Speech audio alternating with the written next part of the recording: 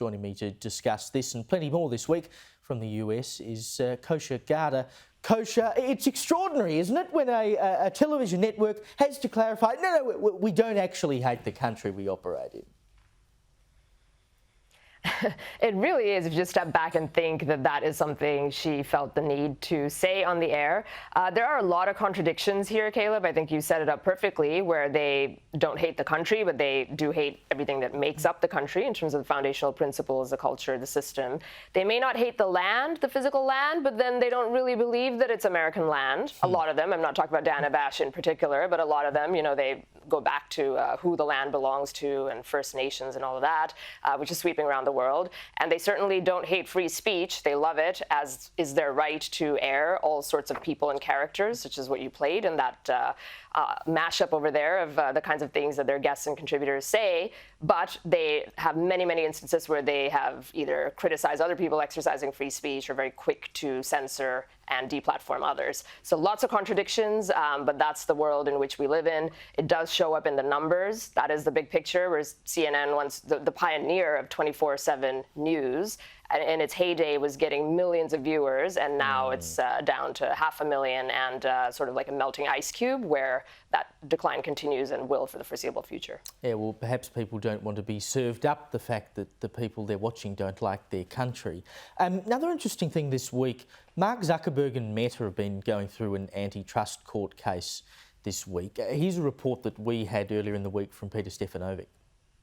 Well, Mark Zuckerberg, he's returned to court for day 2 of Meta's antitrust trial, which could lead to the parent company breaking away from Instagram and WhatsApp. The tech giant will defend claims it holds a social media monopoly, accused by Donald Trump's Trade Commission of neutralising its competitors. It's understood the Facebook founder has lobbied the US president in recent weeks to have the case dropped. Now, Kosha, this is centred around Mark Zuckerberg's purchases of Instagram and WhatsApp and whether the company ought to be broken up. What exactly is this case about, and what's the latest?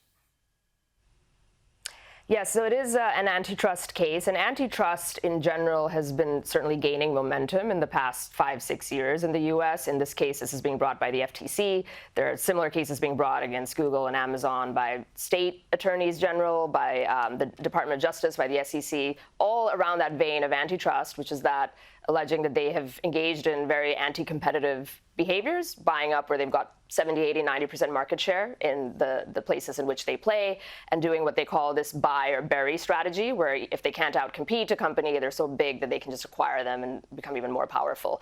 And antitrust law has long been behind the 8 ball in the US, because the end benefit to the consumer, since most of these services are free, has been hard for them to prove, but finally it is something that is gaining steam. In terms of whether or not it's going to happen, it's honestly anybody's guess. There's a lot of wood to chop before we get there. It has survived. The case has survived 2 attempts from Meta to dismiss it, so it is going to trial right now, hence he's showing up in court. It's that same Judge Boasberg who's been in the news and at loggerheads with Trump right now presiding over the case, so it really is anybody's guess. I'm not sure how far they will go, but it's certainly putting them in the spotlight. Well, how much of Zuckerberg's sucking up, you might call it, to Trump after he was elected in November do you think might be linked to this?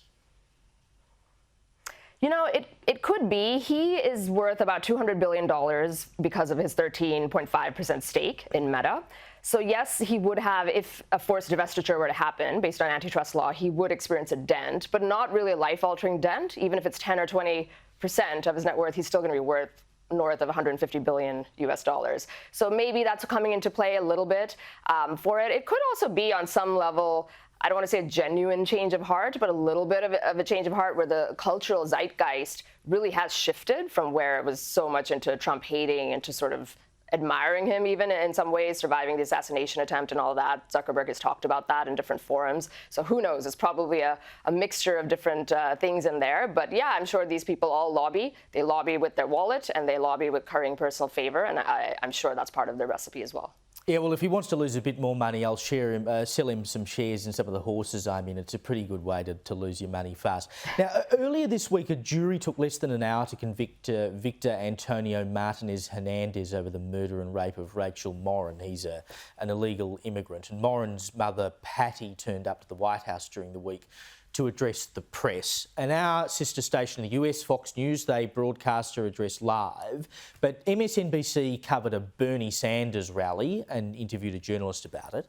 And over at CNN, they were talking about Californian Governor Gavin Newsom and ran a segment on the NBA. Now, it's pretty standard for news channels to take press conferences in full these days.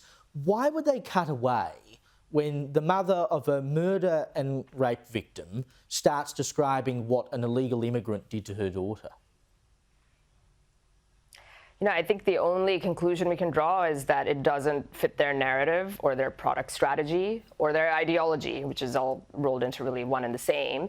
And their whole what that is for all of them, their entire thesis is that immigration ultimately is good. It's a net force for good, and these are just persecuted people coming into the country, and Trump and his administration are terrible for engaging the biggest deportation effort as he campaigned on.